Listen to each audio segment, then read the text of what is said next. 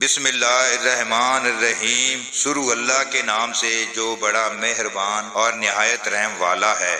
باب نمبر 29، محدث یا امام کے سامنے دو زانوں بیٹھنے کا بیان۔ حدیث نمبر 93، حضرت انس رضی اللہ عنہ سے روایت ہے کہ رسول اللہ صلی اللہ علیہ وآلہ وسلم تشریف لائے تو حضرت عبداللہ بن حذافہ رضی اللہ عنہ نے کھڑے ہو کر سوال کیا، میرے والد کون ہیں؟ آپ نے فرمایا تمہارے والد حذافہ ہیں۔ پھر آپ نے بار بار فرمایا مجھ سے دریافت کرو۔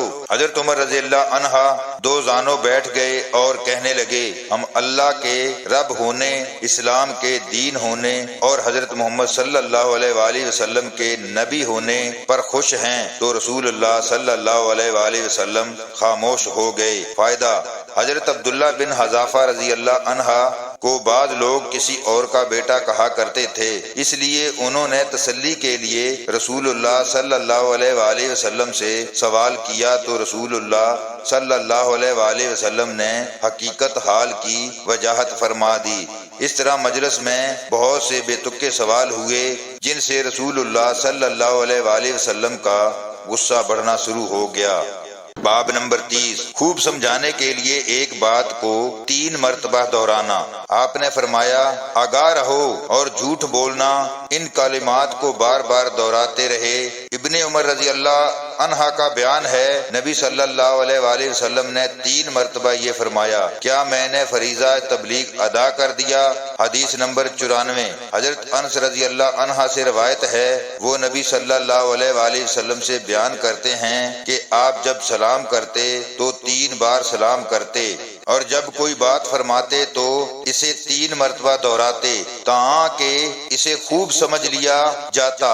فائدہ: رسول اللہ صلی اللہ علیہ وآلہ وسلم کا خاص اوقات میں 3 دفعہ سلام کرنے کا معمول تھا۔ مثلا کسی کے گھر آنے کی اجازت طلب کرتے تو ایسا ہوتا، یا ایک مرتبہ اجازت کے لیے، دوسرا جب ان کے پاس جاتے اور تیسرا جب ان سے رخصت ہوتے۔ عام حالات میں 3 مرتبہ سلام کرنا آپ کے معمولات سے ثابت نہیں۔ حدیث نمبر 95، حضرت انس رضی اللہ عنہ ہی سے روایت ہے کہ نبی صلی اللہ علیہ وآلہ وسلم جب کوئی اہم بات فرماتے تو اسے 3 بار دہراتے تاکہ اسے اچھی طرح سمجھ لیا جائے، اور جب کسی قوم کے پاس تشریف لاتے تو انہیں 3 مرتبہ سلام کہتے۔ حدیث نمبر 96، حضرت عبداللہ بن عمرو رضی اللہ عنہ سے روایت ہے کہ رسول اللہ صلی اللہ علیہ وآلہ وسلم ہم سے ایک سفر میں پیچھے رہ گئے، پھر آپ ہمیں آ ملے جبکہ عصر کا وقت ہو چکا تھا اور ہم وضو کر رہے تھے،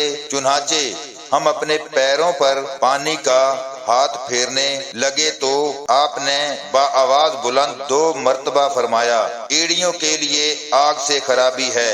فائدہ: بوقت وضو ایڑیوں کے خشک رہ جانے کی رسول اللہ صلی اللہ علیہ وآلہ وسلم نے اتنی اہمیت دی کہ ان کے متعلق وعید کو 3 مرتبہ دہرایا۔ اس سے بھی ثابت ہوا کہ کسی اہم بات کو کئی دفعہ دہرانے میں کوئی حرج نہیں۔ باب نمبر 31، اپنی لونڈی اور اہل خانہ کو تعلیم دینا۔